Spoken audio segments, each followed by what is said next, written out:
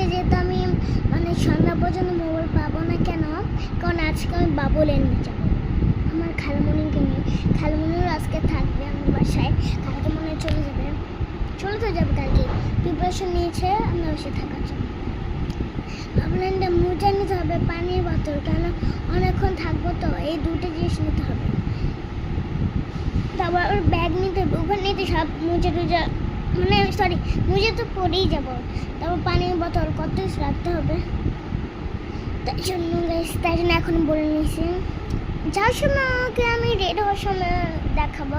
তবে এখন মনে হয় গোসল করবো, একটু পরে মনে হয় গোসল করবো। ওকে দেখি আমার গলাতে কী হচ্ছে, তাই জন্য গোসল করবো। অনেক গোসল করি, কারণ গাইস আমার চুলে কিরকম হয়ে গেছে, 2 দিন হয়নি, হয়ে গেছে গাইস। কারণ কালকে এত তাড়াহুড়া, কালকে গোসল করতে পারি, আজকে করবো।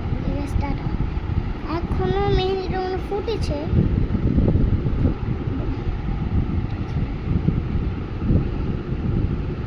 সুন্দরী, এটা একটু সিম্পল, মানে এটা একটু বেশি গর্জিয়াস হয়ে গেছে। ওকে টাটা।